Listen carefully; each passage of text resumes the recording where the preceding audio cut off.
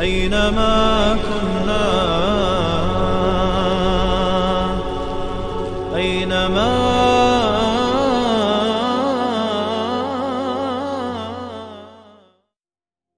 بسم الله الحمد لله والصلاة والسلام على رسول الله صلى الله عليه وسلم. اما بعد، السلام علیکم و رحمت الله و برکاته. برادران و خواهران عزیز، الله سبحان را برای همه نعمتهای خوبش سپاسگزاری میکنیم. همه نعمتهای الله سبحان خوب و بهترین هستند. از آن جمله یکی از نعمتهای بزرگ این نعمت ایمان و هدایت است که الحمدلله الله رحمان برای من و شما ارزانی داشته است. و از الله منان خواهان آن هستم که همه ما و شما را در این راهی که انتخاب کرده ایم ثابت قدم بگرداند و ما را توفیق بربندگی عطا کند. آمین یا رب العالمین.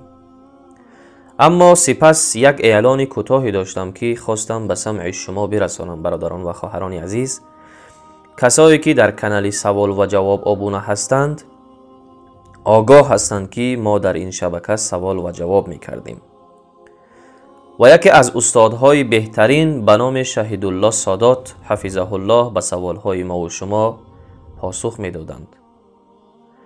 اما ما امروز با برادرانمون یعنی همراه برادرانمون مشورت کردیم و به یک خلاصه آمدیم که نام این شبکه را عوض کنیم. و عین حال نام شبکه چگونه که شما میبینید سوال و جواب است و ان شاء الله با توفیق الهی یک چند ساعت پس نام شبکه را ما میخواهیم که عوض کنیم و نامش را میگذاریم پیام حقیقت. بله، پیام حقیقت. و در آینده ما خواهان آن هستیم که در کانال نه تنها سوال و جواب بلکه پند و نصیحت و موعظه های خوب و موضوع های دیگرگون نیز در شبکه نشر کنیم. و در آخر گفتنی هستم که به قدر این گونه اساتید و به قدر این گونه شبکه هایی که چراغ هدایت و چراغ توحید در آن روشن است، به قدر این گونه استادها و به قدر این گونه شبکه ها برادران و خواهران عزیز برسید که این گونه استادها در بین ما و شما به الله قسم و غنیمت هستند. باید از علم این گونه استادها استفاده کنیم که می شود روزی که الله این دوستهایش را از بین ما می گیرد و خدای نکرده ما به علم و با جهل هدایت را دریافت کرده نمی توانیم.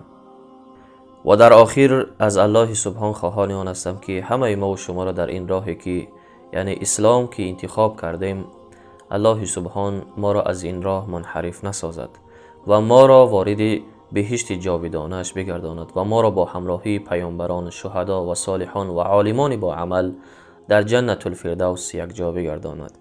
و صلی الله تعالی علی خیر خلقه محمد و علی آله و اصحابه اجمعین برحمتک یا ارحم الراحمین.